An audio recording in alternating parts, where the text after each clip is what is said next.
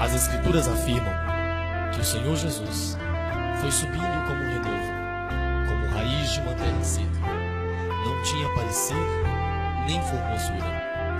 O mesmo podemos dizer quando olhamos o início do trabalho de evangelização na região da colônia. Já vai longe o tempo quando Deus colocou no coração dos nossos irmãos o desejo de expandir a obra de evangelização nesta área da cidade. Em 1950, o presbítero Alípio dos Santos, de saudosa memória, iniciou a igreja em um salão alugado na Rua Lima. Pouco tempo depois, migrou para a Rua Dino, na Ponte São João. Em 1957, a igreja passou a funcionar em um salão na Rua Romeu Periciari, na casa do presbítero João Antônio Alves, sendo esse o segundo dirigente. Finalmente, em 1963, a Assembleia de Deus de Jundiaí inaugurou o primeiro templo nesta região, na Rua Tomás Pereira, 134, Jardim Pacaembu. Na época, o líder da igreja sede era o pastor Antônio Simões.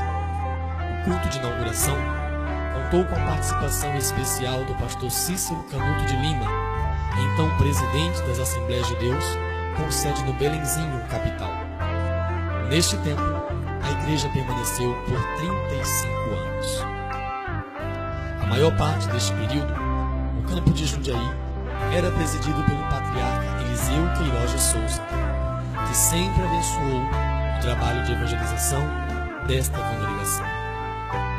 Em 5 décadas, atuaram como dirigentes os seguintes obreiros e suas respectivas esposas: pastor Pedro Antônio dos Santos, pastor Valmer Porter, presbítero Armando Pereira, pastor Francisco Ceramelo, presbítero José Firmino Timóteo, pastor José e Edviges Rodrigues de Moraes, presbítero José Nerte, presbítero José e Sebastiana Magno, pastor João Rodrigues, presbítero Lourival Machado, pastor João Ferreira, pastor Sebastião e Maria Aparecida Hilário, pastor Lúcio Ricardo e Eunice de Souza, presbítero Manuel de Lima, evangelista Sebastião Marques, pastor Severino Cândido e Josefa, pastor José Aparecido e Maria Aparecida da Silva, pastor Milton e Luzia Caetano, pastor Antônio e Nadir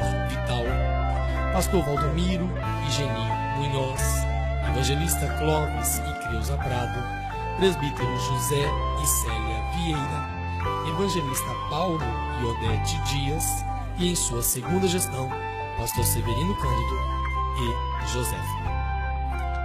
Ao longo destes 50 anos, a igreja pode dizer, com confiança, como disse o profeta Samuel: até aqui nos ajudou o Senhor.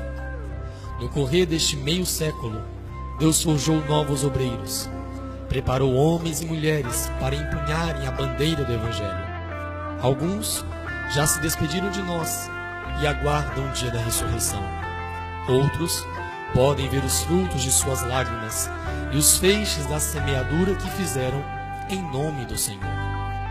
Com alegria, os irmãos podem testificar que Deus usou a igreja da colônia para propagar o Evangelho em outras regiões, como Vila Nambi, atual Rui Barbosa, Jardim Tamoio, Vila Rio Branco, Vila Aparecida, que deu lugar à congregação do Jardim São Camilo, e mais recentemente, Jardim Caçula.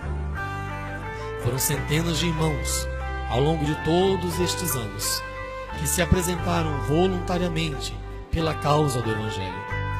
Não nos é possível mostrar e citar a todos, mas o Senhor, dono da igreja, não é injusto para se esquecer da vossa obra e do trabalho e do amor que para com o seu nome mostrastes, enquanto servistes aos santos e ainda servis. Como forma de representação das centenas de irmãos que fizeram e fazem a história da nossa igreja, citamos as famílias de Paula, Doratioto, Marcelino, e Perbelina, que tem diferentes gerações, contribuindo sempre com alegria na obra do Senhor. Chegar até aqui não foi fácil. O caminho foi penoso, de lágrimas, de sofrimento, mas sobretudo de vitória. Por permissão de Deus, a igreja viveu uma forte oposição durante a primeira gestão do pastor Severino Gomes. A reclamação era acerca do incômodo que alguns vizinhos alegavam sofrer. A perseguição foi grave, de modo que o pastor Ezequias Soares da Silva, como nosso presidente, precisou representar a igreja diante do juiz. Contudo, se as leis humanas podiam ser usadas para prejudicar o povo de Deus, a lei divina é superior e sob ela nós vivemos. O contexto turbulento forçou mais uma mudança de prédio, desta vez para a Avenida Doutor Antenor Soares Gandra, número 1358. O Senhor, nosso Deus, pela sua bondade e misericórdia, consolou e fortaleceu a igreja com um crescimento que em todos causava admiração. Muitas almas salvas, curadas, batizadas nas vagas e com o Espírito Santo. Um verdadeiro banquete no deserto que a igreja tinha de trilhar. Enquanto os irmãos clamavam ao Senhor, pedindo pela sua intervenção na causa que chegou a ser dada como perdida, as águas eram movidas. Depois de vermos Deus usar a vida de um magistrado para abençoar a seu povo, a igreja procurou um novo terreno para edificar uma nova casa de oração.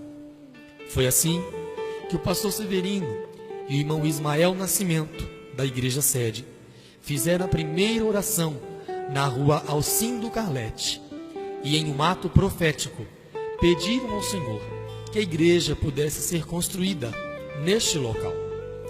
Deus ouviu a oração. Após uma tramitação junto ao poder público municipal, a igreja permutou a área do antigo templo pelo novo terreno. A igreja do Jardim Colônia pode dizer com convicção que a glória da segunda casa é maior do que a da primeira. A perseguição que intentava tirar o que tínhamos foi revertida. Além de não perdermos nada, ainda recebemos mais. No dia 15 de janeiro de 2006, foi realizado o culto para assentamento da pedra fundamental do novo templo, sob a gestão do pastor Antônio Vital Filho e presidência do pastor Ezequias Soares da Silva. Após aproximadamente 2 anos, sob direção do pastor Valdomiro Munhoz, no dia 30 de março de 2008, dedicamos este templo para a glória de Deus. Depois dos momentos de lágrimas e expectativa, a construção deste templo pode ser considerado um marco na forma de gerir os projetos das construções de nossas congregações desde então. Louvamos ao Senhor, porque somos testemunhas do cumprimento de sua promessa, que as portas do inferno não prevaleceriam contra a igreja. Ao primogênito de toda a criação, rendemos ações de graças e louvor, porque nele foram criadas todas as coisas que há nos céus e na terra, visíveis e invisíveis, sejam tronos, sejam dominações, sejam principados, sejam potestades. Tudo foi criado por ele e para ele. E ele é antes de todas as coisas, e todas as coisas subsistem por ele. E ele é a cabeça do corpo da igreja. É o princípio e o primogênito dentre os mortos, para que em tudo tenha a preeminência.